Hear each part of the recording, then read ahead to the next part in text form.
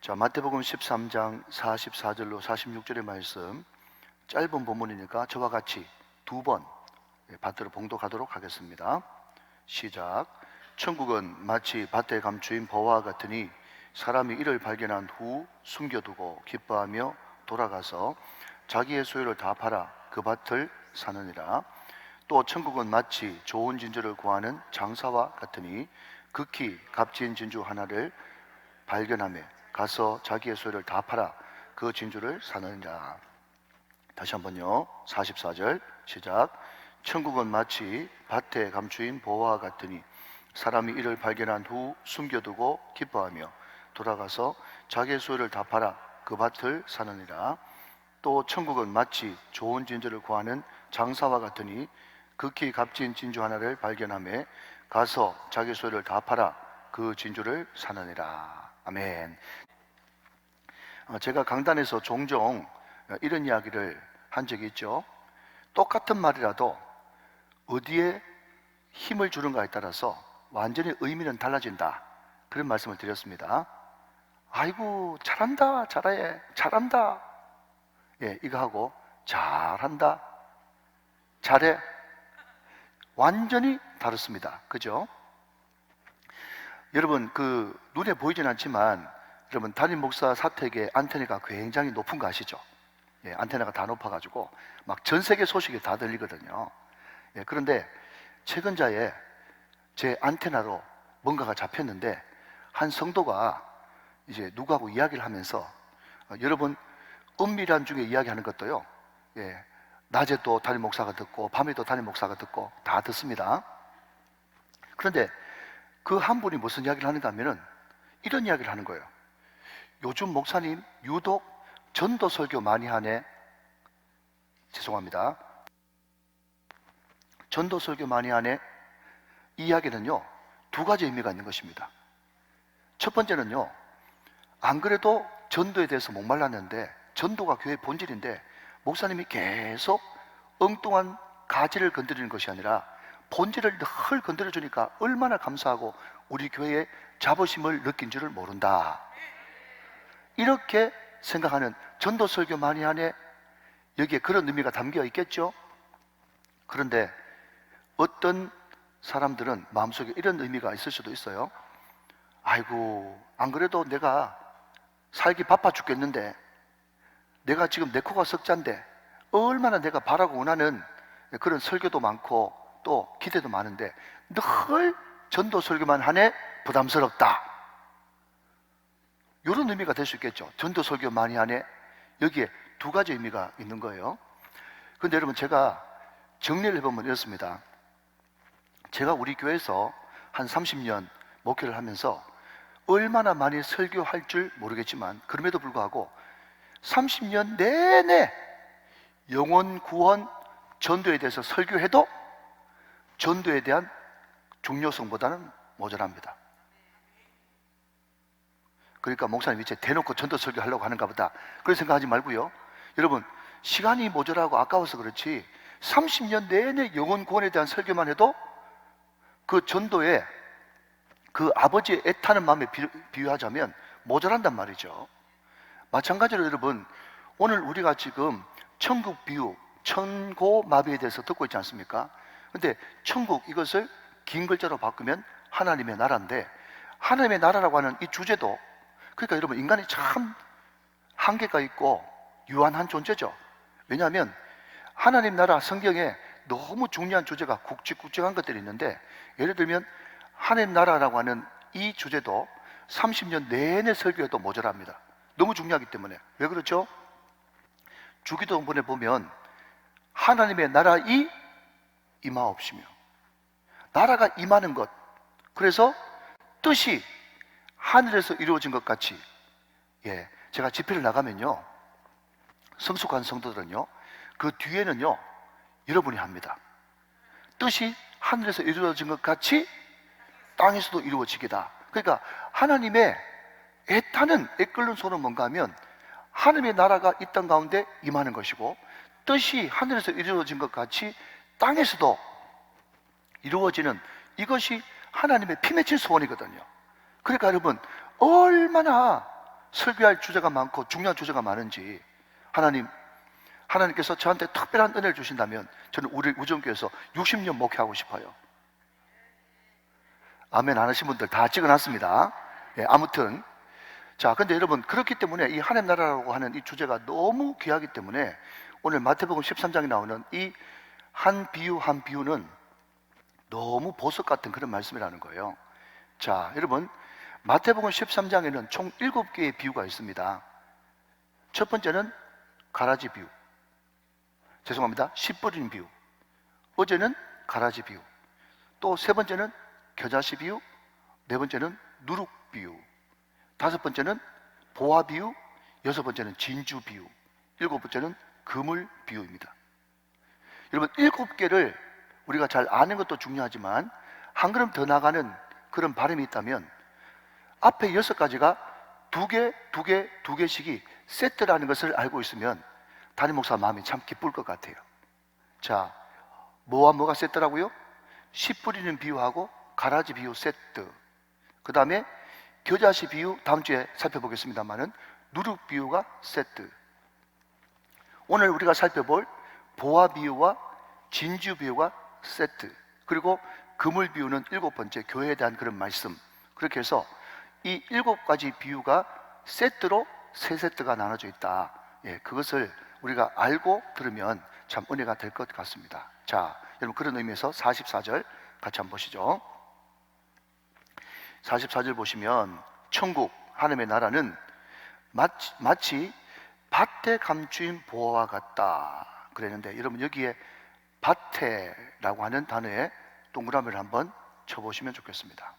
자, 여러분 그 전에 하나만 더 말씀드리면, 하나님의 소원이 하나님의 나라가 이 땅 가운데 임하는 것이고 뜻이 하늘에서 이루어진 것 같이 땅에서도 이루어지는 것이 하나님의 꿈인데, 그러면 구체적으로 하나님 나라가 어떻게 임합니까? 라고 하는 내용은 없어요. 그죠?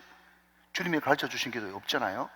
그러니까 여러분 제가 말씀드리고 싶은 것은, 주기도문은 주님의 가르치신 기도이자 주님의 소원인데 그것은 원론이라고 한다면, 오늘 마태복음 13장은 그러면 하나님의 나라, 그 하나님의 나라가 이 땅 가운데 임하려 그러면 어떻게 구체적으로 해야 됩니까? 라고 하는 방법 내지 강론은 마태복음 13장의 천군마비다는 거죠. 이해되시면 아멘.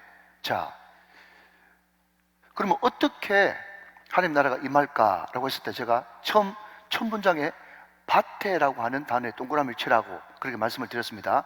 잘 따라오시면, 그리고 한 번 더 생각해 보시면 은혜가 되어집니다. 자, 저를 한번 보십시오.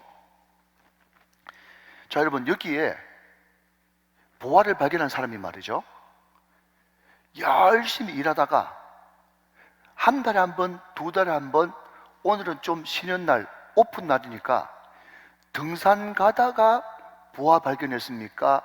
아니면 늘 일하는 일터에서 보화 발견했습니까? 굉장히 중요한 거예요. 여러분, 저도 마찬가지고 여러분도 마찬가지고 가정주부도 마찬가지고, 오늘 이 자리에 예배를 드리고 난 다음에, 기도하고 난 다음에, 은혜 받고 난 다음에 당연히 돌아가야 될 곳은 가정이고 일터입니다. 일상이죠, 일상. 여러분 오늘 보화를 발견한 이 사람도요, 여러분 밥 먹고 나서 이 사람이 신앙생활을 했는지 안 했는지 모르나, 신앙생활을 하고 나서 예배 드리고 나서 공적인 예배를 하고 나서 여러분 당연히 먹고 살기 위해서 하나님께서 나한테 주신 축복, 일터 말이죠. 그 일터가 밭이에요. 밭, 농부기 때문에 그 밭에서 보화를 발견한 거예요. 보화는 결국 천국이고요, 보화는 예수님이고, 보화는 하나님의 나라거든요. 이해되십니까? 그러니까 여러분 오늘 첫 문장에서 느낄 수 있는 것은 뭔가 하면, 내가 오늘 예배를 드리고 나서 문 밖에 나서는 순간 가정으로, 일터로, 내 삶의 영역으로 갈 텐데, 거기서 하나님의 나라 보화를 발견하는 것이 너무너무 중요한 포인트단 말이에요. 믿으시면 아멘. 여러분 그런데요, 한 교회 안에 들어있어도, 한 교회 안에서 신앙생활해도 어떤 사람은 교회 안에서만 보화를 발견하는 사람이 있고, 전혀 바깥에 나가면 보화를 발견하는 사람이 없어요. 보화를 발견하지 못해요. 마지 못해, 죽지 못해서 억지로 입에 풀칠을 하려고 가족 먹여 살리려고 그 일터를, 자, 여러분 생각해 보십시오. 제가 몇 번 강조했지만, 여러분, 이 일터, 직장, 사업장, 이 얼마나 중요한가 하면, 우리나라만큼 일 많이 하는 그런 나라가 없지 않습니까? 그러니까, 저만 해도 여러분, 교회에 있는 날이, 교회에 있는 시간이 가정에 있는 시간보다 훨씬 많습니다. 우리 남자분들 다 이해하시죠? 그죠? 그러니까 이 직장이 여러분, 내 인생의 거의 반 이상을 직장에서 보내고 있다고요. 그런데 여기서, 이거 밭인데, 여기서 만약에 하나님의 나라, 하나님의 통치, 하나님의 뜻, 하나님의 다스림, 하나님의 마음을 발견하지 못한다면 그 사람은 정말 불행한 사람인 거예요. 제가 어제 신방 갔다 왔어요.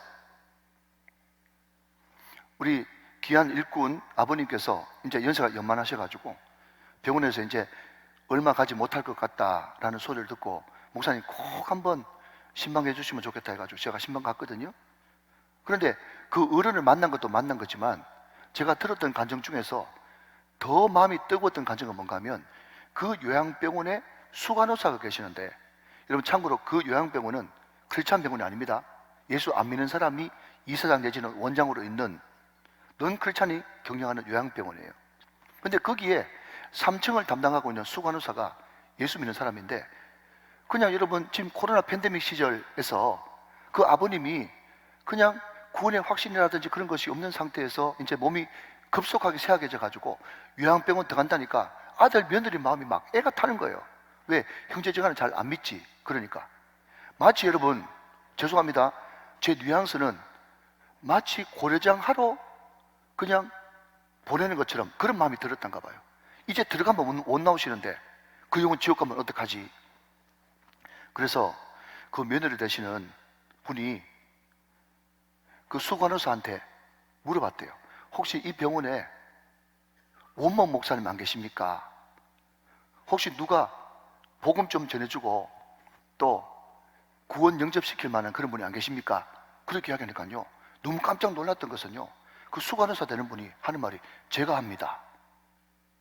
제가 합니다. 그렇게 이야기를 하더래요. 그런데 얼마나 확신 가운데 있는 줄 모르고 그분이 복음을 전하면 그렇게 모든 입원해 있는 어른들이 잘 받아들인대요. 여러분, 그 뒤에 말이 중요합니다. 이분 개인적인 그런 바람은 하나님 저에게도 반듯한 믿는 요양병원, 믿는 병원 보내주셔가지고 정말 기독교적인 그런 분위기와 문화가 있는 그런 병원에서 내가 직장생활을 하고 싶습니다. 그런 바람이 있었는데 기도하니까 이곳에 택한 백성이 많다고 말씀해 주시더래요. 이곳에 택한 백성이 많다. 네가 있어야 될 자리는 여기다. 그래서 자기는 그것을 포기하고 그 병원에서 끊임없이 때를 얻든지 못 얻든지 이렇게 이야기하더래요. 여러분, 그냥 있는 그대로 제가 들었으니까 그냥 이해하십시오. 3층은 제 마음대로 합니다. 얼마나 이런 막강 고난이에요, 3층은. 그래서 어제 제가 면회를 갔는데 그 수건에서 백으로 말이죠, 그 할아버지를 그냥 방 하나에 그냥 딱 격리시켜가지고 모셔놨더라고. 그게 수간호사 백이 대단하거든요. 여러분, 그 사람들한테 늘 복음을 전하는 거예요. 거기서 하나님이 나를 여기 보내신 하나님의 뜻, 아버지의 마음, 내가 무슨 일을 해야 되겠는지, 어떻게 사는 것이 하나님께서 기뻐하시는지, 사랑하는 여러분, 밭에서 하나님의 나라를 발견한 것입니다. 이게 너무너무 중요한 키포인트예요. 여러분, 반대로 제가 말씀드릴까요? 다 이미 아시겠지만 제가 여러분 지난 교회에 있을 때 밤 11시 반대가 전화 받았어요. 제가 여러분 시르빈 선교를 맡고 있었거든요. 거기는 의사, 변호사, 도선사, 또 군인은 대령급 이상, 경찰은 총경급 이상, 다 여러분 뻑적지근한 사람들 다 모아놓은 공동체입니다, 거기가. 그런데 11시 반 돼 가지고 지도 목사한테 전화 와가지고, 목사님 제가 너무 마음이 괴로운데 지금이라도 한번 기도 받을 수 있을까요? 안 그러면 죽을 것 같대. 그래서 제가 밤 11시 반 돼 가지고 갔어요. 성형외과 의사거든요, 해운대에 그 좋은 시설 병원에. 근데 그분이 여러분 눈물을 뚝뚝 흘리면서 하나님 앞에, 목사 앞에 단독자로 서는 겁니다. 뭔가 하면요, 죽을 지경이라는 거예요. 하기 싫어서 죽을 지경이라는 거예요. 죄송합니다. 우리 여성분들 새가 빠지게 이래봤자 마누라 좋은 일 다 시키고, 자기는 놀 시간도 없어. 자기는 원래 공대 가고 싶었대. 그런데 부모가 막 하도 의사를 노래 불러가지고 의사를 갔는데 체질이 안 맞아. 그런데다가 여러분, 병원 기계가 얼마나 비쌉니까? 그 비싼 기계를 들여가지고 해놨는데 꼬박꼬박 여러분 이자 빠져나가지, 월급 나가지, 자기한테 돌아오는 건 별로 없지, 하기 싫지. 여러분, 의사가 중요합니까? 아나운서가 중요합니까? 변호사가 중요합니까? 로스쿨이 중요합니까? 전혀 거기에서 하는 나라를 발견할 수가 없는데, 이 불행이에요, 불행. 사랑하시는 여러분, 교회도 마찬가지 아닌가요? 교회도. 여러분, 어떤 성도가 행복한 성도입니까? 김준홍 목사님 말씀대로 말이죠. 한 번 예수 믿으면 졸업 있는 것도 아니고 말이죠. 한 번 믿으면 평생 믿어야 되는데, 그 교회에서 하나님의 뜻을 발견 못해. 아버지의 마음을 발견을 못해. 도대체 내가 여기서 왜 예배 드리고 있는지도 모르겠어. 기쁨이 없어, 기쁨이. 그러면 여러분, 얼마나 고통스러울까요? 교회가 천국 모형이라고 하는데, 천국은커녕 교회 오는 자체가 여러분 마지못해 억지로 죽을 맛에 온다 그러면 그 사람이 평생 신앙생활 해야 되는데 얼마나 불행하냐 말이죠. 이해가 되시면 아멘. 사랑하는 여러분, 교회 안에 있든지 교회 밖에 밭에 일터에 있든지 그곳에서 하나님의 뜻, 하나님의 마음, 하나님의 계획, 하나님의 나라를 발견할 수 있는 저와 여러분 되시기를 주님의 이름으로 축원합니다. 여러분, 이것은요 무슨 특별히 여러분 놀러 여행 간 게 아니에요. 지금 등산 가다가 아니면 해외 여행 가다가 발견한 그 보화가 아니란 말이에요. 제가 늘 일하는 일상, 거기에서 보화를 발견했단 말이죠. 여러분, 똑같은 이야기인데 여러분 하나만 더 할까요? 제가 존경하는 어떤 목사님이 미국에 이제 원래 미국에 있다가 한국에 오신 분인데, 여러분 뭐 각 도시들마다 뭐 금문교 아니라도 큰 이제 도시가 있지, 그 큰 다리가 있지 않습니까? 그 다리를 통과할 때 물론 우리처럼 하이패스도 있지만 소위 말해서 이제 통행권을 주고 돈을 받는 그런 분이 있단 말이죠. 자기가 너무너무 신기한 경험을 했대. 늘 그 다리를 왔다 갔다 해야 되는 사람인데 이틀 동안 완전 대비되는 두 사람을 받는 거예요. 한 사람은 뭔가 하면요, 그냥 소위 말해서 통행권을 주는데, 여러분 그거 아시죠? 그 강남 서초역 4번 출구에 가면 1일 대출합니다. 1일 대출합니다. 그거 명함 돌린 사람 있어요. 뭐 알면 알고 모르면 모르고. 근데 여러분 그 사람들 1일 대출합니다. 그 사람들요 명함 줄 때 표정이 어떤지 아세요? 전혀 표정 없습니다. 그냥 1일 대출합니다. 돈 쓰면 쓰고 말면 말고 1일 대출합니다. 그런 사람이 있거든요. 서울에 좀 가보세요, 여러분. 강남역에 가면 여러분 4번 출구에 있어. 4번 출구에. 그러니까 소위 말해서 통행권 주는 사람, 돈 받는 사람들도 여러분 그런 표정으로 받으니까 목사님이 그걸 보면서 저분 무슨 문제가 있나? 어떻게 저렇게 기분이 하나도 없고 기쁨이 하나도 없고 얼굴이 완전 생지옥이지? 그런데 여러분 그 다음날 돈을 주는 이제 도로비를 주는 거기에 이제 갔는데, 여러분 우리 한국은 저대로 그렇게 하면 안 되지만 그 외국 사람들은 또 흑인들이 또 웨이브가 있잖아. 웨이브가, 그죠? 웨이브가 있는데 매표소에서 돈 받는데 말이죠, 춤추면서 돈 받더랍니다. 흑인이 춤추면서. 보십시오. 똑같이 여러분 단순 노동입니다. 500원, 1000원, 만원, 2만원 돈 받는데 어떤 사람은 여러분 완전 얼굴이 사색이 돼가지고 보는 사람으로 하여금 걱정을 끼칠 정도로 그런 얼굴을 하면서 그 일을 하는 사람이 있고, 어떤 사람은 왜 춤추며 하냔 말이죠. 이게 무슨 차이인가 말이죠, 도대체. 전도 설교 많이 하네. 여러분 그 전도 설교 많이 하네 하면서 이 전도가 정말 주님의 마음인 줄 알아 기쁨이 충만하게 그 말씀을 받는 사람이 있는 반면에, 목사님 어떻게 축복 설교 좀 안 해주노?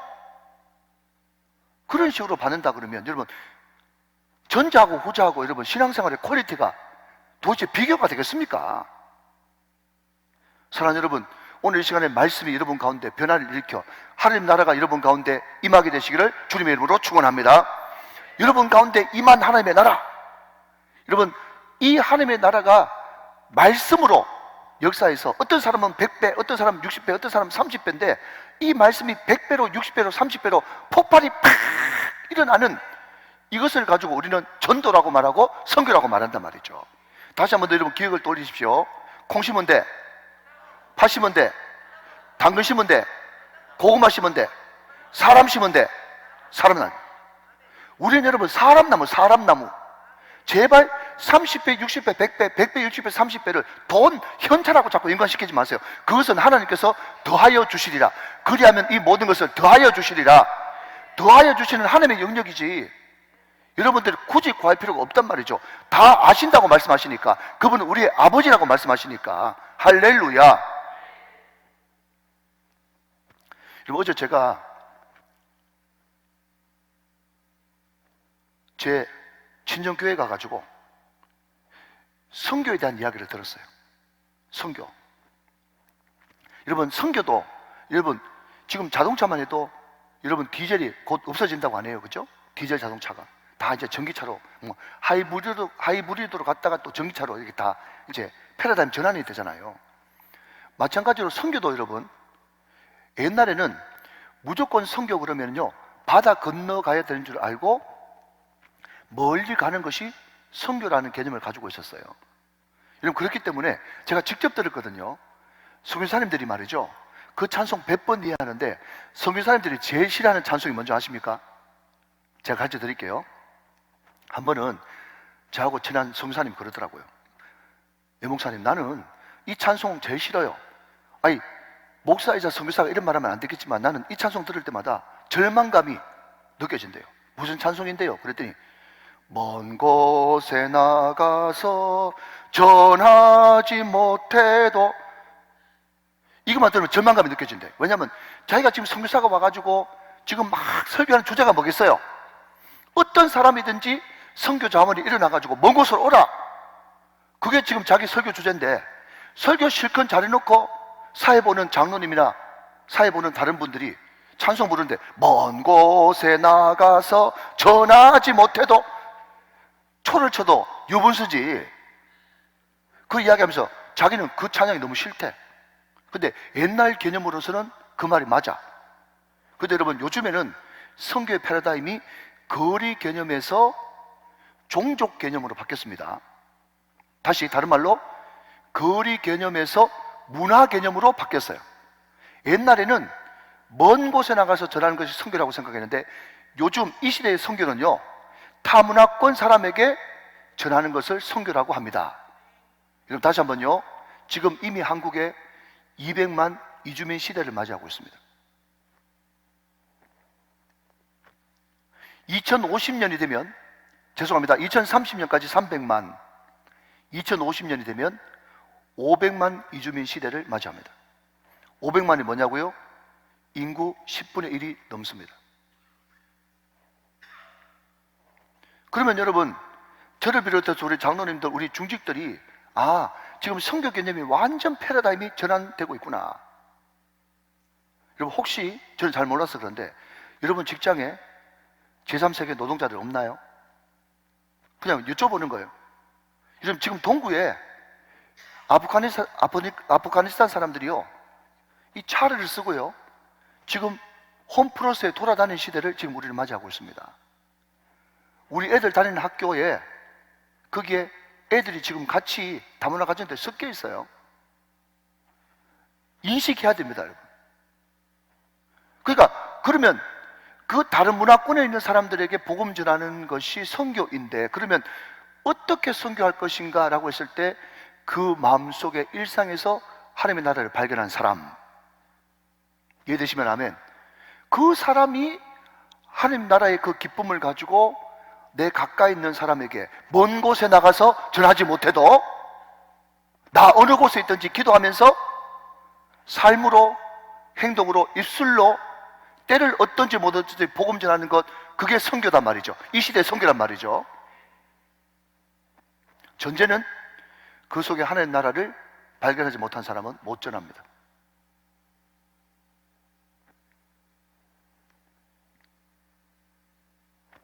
그게 우리한테 주어진 과제예요. 조금 더 나가면요, 하나 또 예를 한번 들어보겠습니다.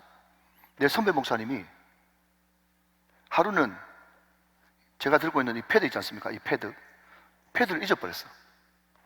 아무리 찾아도 없는 거예요. 그래서 요즘에는 참 좋죠? 위치 추적을 해보니까 자동차 있다고 이야기하는 거예요. 자동차, 그 속에서도 가방. 그런데 여러분, 가방을 이분이 안 본 게 아니에요. 대충 봤겠죠? 그러니까 여러분, 어두컴컴한 데서 시커먼 패드를 찾으려고 그러니까 없는 줄 알았던 거예요. 그런데 정확하게 위치 추적을 해가지고 자동차, 그 중에도 가방이 딱 나오니까 말이죠, 아, 이게 있구나 확신해서 손을 넣으니까 있는 거예요. 귀 있는 자들은 들을지어다. 무슨 말인가 하면요, 나는 지금 초신자인데, 나는 지금 예수 믿은 지 얼마 안 됐는데 하나님 나라 천국 그게 뭔지 모르겠는데 나는 찾아봐야 없을 거야. 나 같은 인간한테는 하나님 나라 천국 같은 것은 임하지도 않을 것이고 없을 거야. 나한테는 그런 거 없을 거야 라고 생각하는 사람은 못 찾는단 말이에요. 여러분, 제가 정확하게 말씀드립니다. 하나님의 나라는 있습니다. 하나님의 나라는 사모하는 자에게 임합니다. 하나님의 나라를 좀 바꿔서, 여러분, 자꾸 하나님 나라라고 하는 그런 학문적인 용어를 좀 쓰니까 헷갈리십니까? 이렇게 바꿔볼게요. 나를 사랑하시는 하나님의 마음, 주님의 뜻, 주님의 사랑, 이것이 내 마음속에 있을 때 그게 하나님 나라가 임한 거예요. 사랑하시는 여러분, 중요한 것은, 첫 번째 포인트는 밭에서 부활을 발견했다. 밭은 일상이다. 밭은 일터다. 밭은 가정이다. 밭은 교회다. 늘 내가 삶을 공유하는 그 공간에서 하나님의 나라를 경험하고 발견해야만 되는 것입니다. 믿으시면 아멘.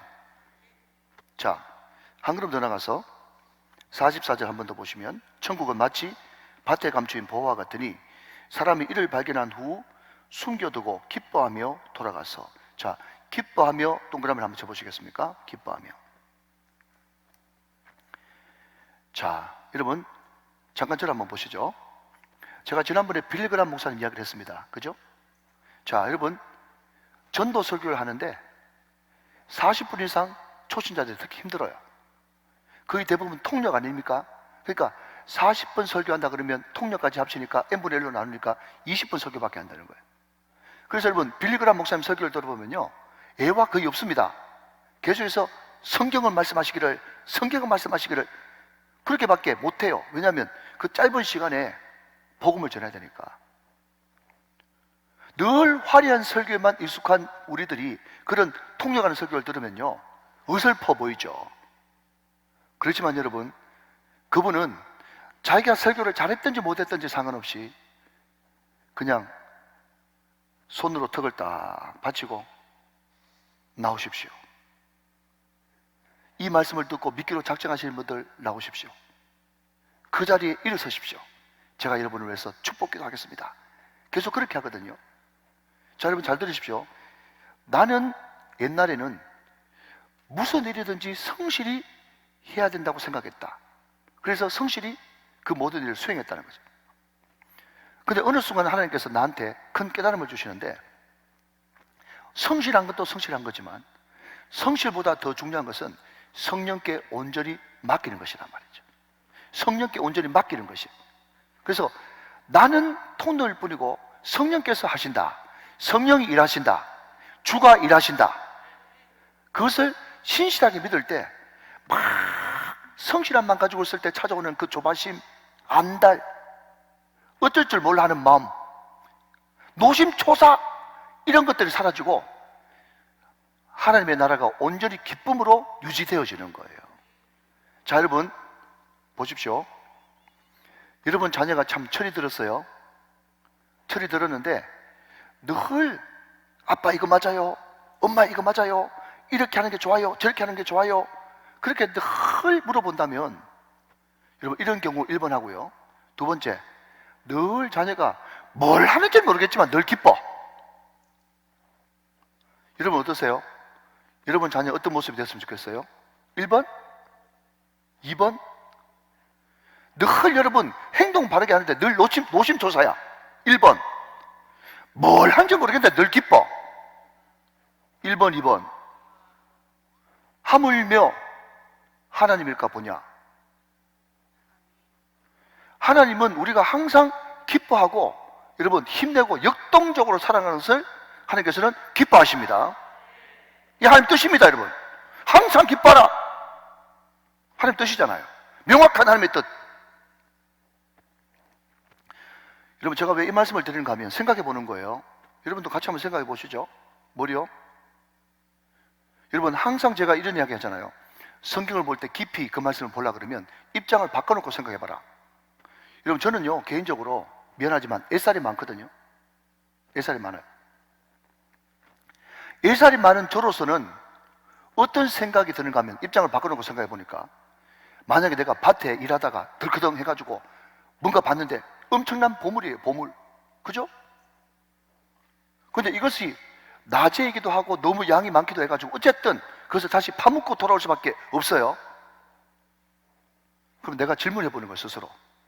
동일아, 네가 만약에 이런 상황을 당했다면 너는 그 보물 파묻어 놓고 기뻐할래? 노심초사할래? 물어보는 거예요. 저는 스스로 가슴에 손을 얹고 대답했어요. 누가 파갈까봐 두려워요, 하나님. 누가 파갈까봐 두려운 거예요. 여러분, 씩 웃고 나는 아닌 것처럼 생각하는데 여기 여러분 신앙생활 하는 사람들 중에서도 하나님 나라를 발견했다고 하면서도 노심초사에 늘 묶여가지고 기쁨이 완전 옥죄에 있는 그런 사람들 많습니다, 여러분.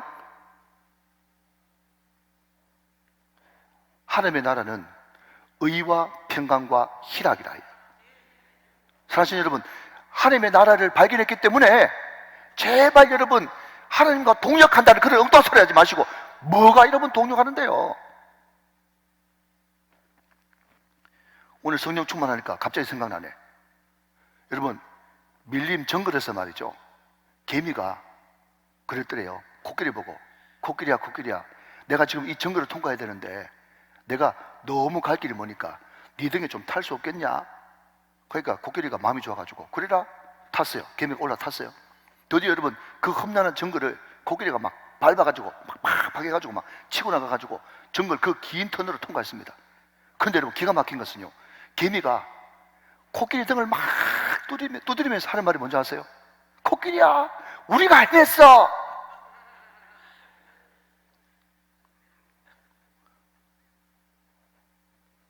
코끼리가 들으니까 기가 막히고 코가 막히는 거예요. 자, 한번 따라합시다 여러분. 마지막으로 지 뭐 했는데 이해되십니까? 우리는 여러분 하나님이 전적으로 다 해주셨는데 우리가 노심초사하면서 마지막에 딱 이루어지면은 하나님 내가 노심초사하면서 보태드렸죠. 노심초사하면서 걱정 많이 했잖아요. 마음 실어드렸잖아요. 하나님의 마음 좋아가지고 그래 네 걱정한다고 고생 많았다 하면서 인정해 줄 줄 모르나 기가 막힌 거예요. 여러분 어디서 그런 말을 합니까? 사랑하는 여러분 성령께서 하십니다. 성령께서 하세요. 우리 교회 성령께서 하십니다. 너무 노심초사하지 마세요. 여러분 어떤 코로나 아니라 코로나보다 더한 것이 있다고 할지라도 여러분 코로나 때문에 성도들 떨어지면 어떡할까? 부흥 안 되면 어떡할까? 전도 안 되면 어떡할까? 그렇게 노심초사하는 교회에 영혼들이 오겠어요? 아니면 그건 다 하나님 앞에 맡겨버리고 기뻐하기로 결정하고 찬송하기로 결정하고 더 예배에 집중하기로 결정하고 그래가지고 여러분 늘 기쁘고 여러분 별거 아닌 말을 해도 여러분 까르르 웃고 막 은혜가 넘치고 말이죠. 찬송이 여러분 박수가 뜨겁고 그런 교회 가겠어요? 사실 여러분 노심초사한다고 안 됩니다. 제발 여러분을 자학하지 마세요. 자, 시간이 많이 가네요. 그렇지만 이야기는 꼭 하고 가야 됩니다. 자, 그러면 44절 말씀 한 번 더 보시면, 천국은 마치 밭에 감추인 보화와 같으니 사람이 이를 발견한 후 숨겨두고 기뻐하며 돌아가서 자기 소유를 다 팔아. 다 팔아. 동그라미 하십시오. 다 팔아. 자, 46절 마지막으로 봅니다. 극히 값진 진주 하나를 발견하며 가서 자기 소유를 다 팔아. 다 팔아. 동그라미 하십시오. 둘 다 팔아죠. 다 팔았는데요, 44절에 다 팔아는요, 폴레오라는 단어를 씁니다. 폴레오. 여러분, 46절에 다 팔아는요, 똑같은 다 팔아인데 제가 말씀드릴게요. 피프라스크라는 단어를 씁니다. 폴레오 44절, 46절은 피프라스크. 자, 먼저 성경 한 구절 먼저 보고 말씀을 정리하도록 하겠습니다. 로마서 7장 14절의 말씀. 로마서 7장 14절의 말씀 보고 말씀 맺겠습니다. 로마서 7장 14절. 자, 앞을 보시면서 저와 같이 한번 읽어보세요. 시작. 우리가 율법은 신령한 줄 알거니와 나는 육신에 속하여 죄 아래에 팔렸도다. 이게 피프라스크, 다 팔아 라고 하는 단어와 동일한 단어입니다. 자, 여러분 이제 저를 보십시오. 두 가지입니다. 첫 번째 다 팔아는요, 다 팔아는 팔고 사고 하는 거 있지 않습니까? 계속해서 이제 어떤 것을 현금하고 계속 바꾸는 거. 예. 그 개념이 폴레오라고 하는 개념이고요. 이제 다 판다라고 하는 말은 일상적으로 계속해서 이제 내가 없는 현금을 만들어 가지고 어떤 것을 또 사고 어떤 것을 또 사고 어떤 것을 또 사고, 그래서 이제 다 팔아서 사고 이렇게 그런 개념이에요. 두 번째, 여러분, 피프라스크는 어떤 개념인가 하면요, 엄청난 목돈을 한꺼번에 왕창 지불해 가지고 내가 원하는 진짜 좋은 것을 딱 샀을 때, 그게 피프라스크입니다.